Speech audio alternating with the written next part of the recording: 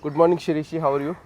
I'm very well, Kamakhya ji, and I'm very happy to see you again after our Aranya retreat in Rishikesh. And this place also gives a Aranya feeling, like the beauty of Navi Mumbai, where we are today in Belapur. Yeah. It really gives that feel, and it's wonderful to reconnect. Yeah.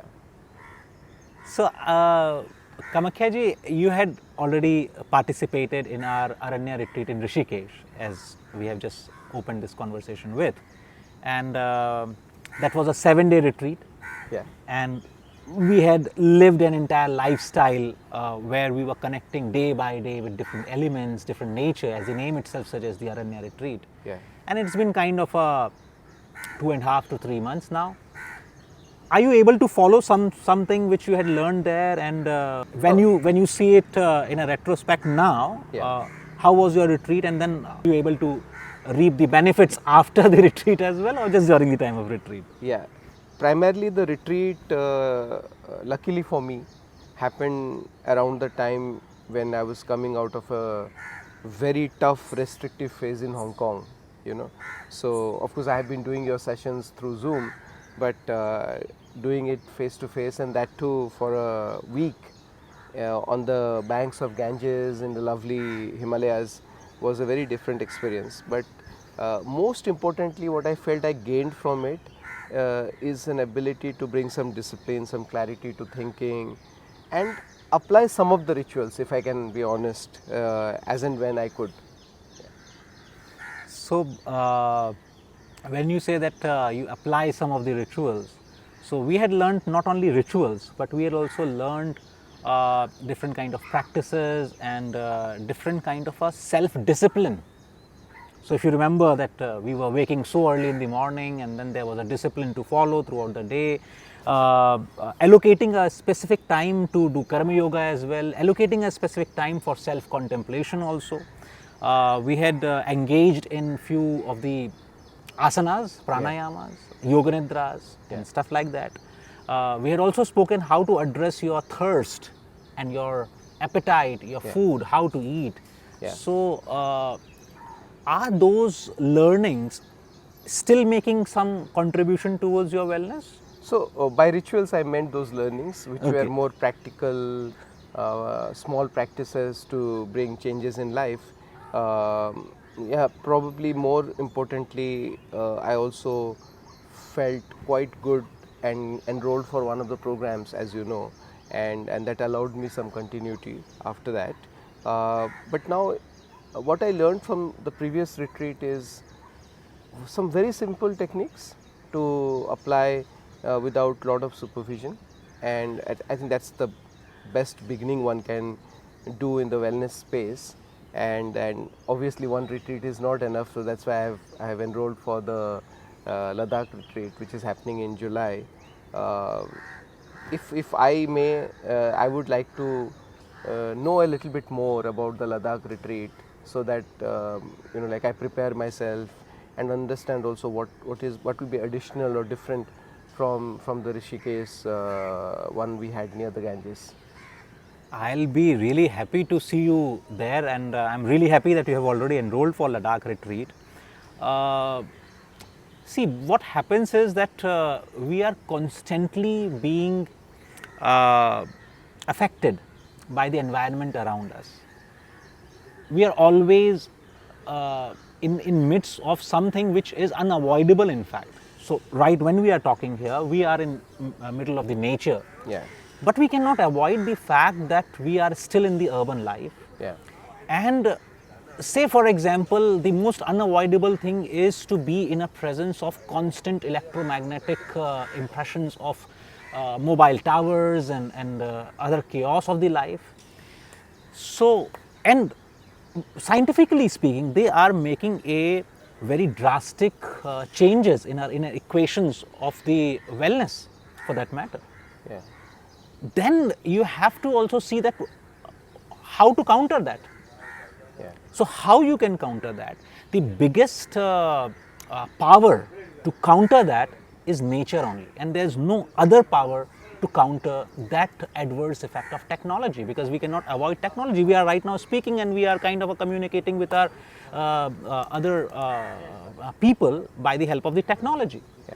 But then there should be a proper That's a very balance. rare positive use of technology. Otherwise, it's mostly an interference. It is an interference, but Yeah. yes, technology is a way forward. Yeah. Because you cannot avoid, you have to be in that stream of evolution. But in that stream of evolution, you have to make sure that time to time you are devoting that time to detox yourself from those adverse effects of technology. Then what can detox that? True. The most powerful thing which can detox is the nature, and hence there are different impressions of nature on us. For example, what you had experienced in Rishikesh retreat called Aranya Himalayas Yeah. was a bit different Yeah. what the Trans Himalayas can offer you. Correct. So when you are visiting the Trans Himalayas as our next retreat, which is in the month of July, which is 2nd of July to 8th of July, the entire nature of the topography of that particular place and beauty of that place is Kamakhya ji, that and once you will be there, you will realize that beauty of that particular place which we have chosen is that you are landing in the Trans Himalayas, in the Leh, and then you are not going too much far from it. Correct. So you are not going much above the higher altitude, because the more you will go to the higher altitude, you will take some time to acclimatize it. Correct. Here you will be definitely getting acclimatized, but within the same range. Yeah.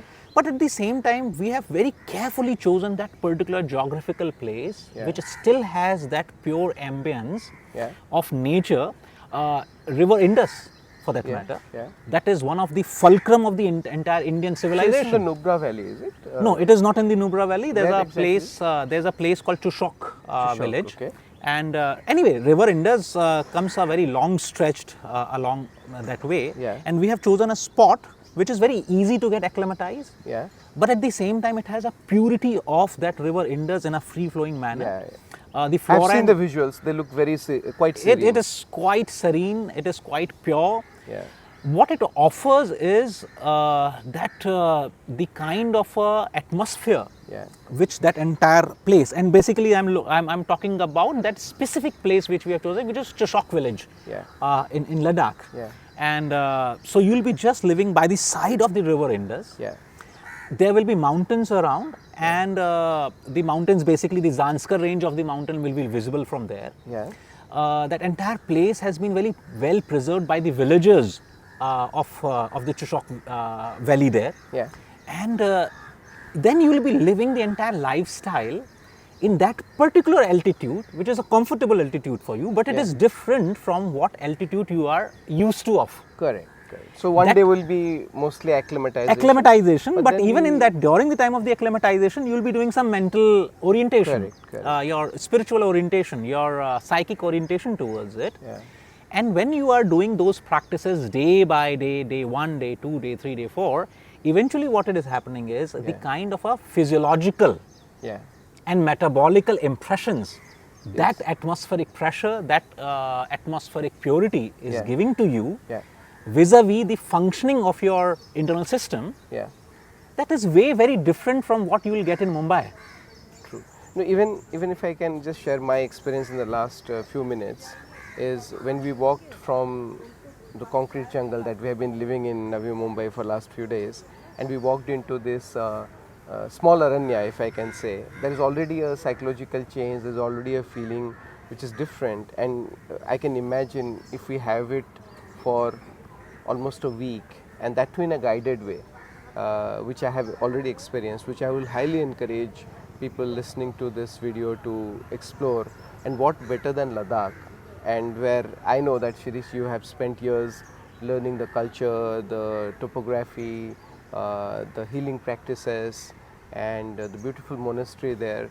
So I'm looking forward to it, and I would really encourage those who haven't enrolled to do that. Thank you so much, Shirish. Thank you. Very much looking forward to people like you, the like-minded people like you, who are actually the sincere aspirants to reap the benefit of the nature which already has, and then the benefit of the yogic entire routine of the yoga to reorient their life and reinvent themselves.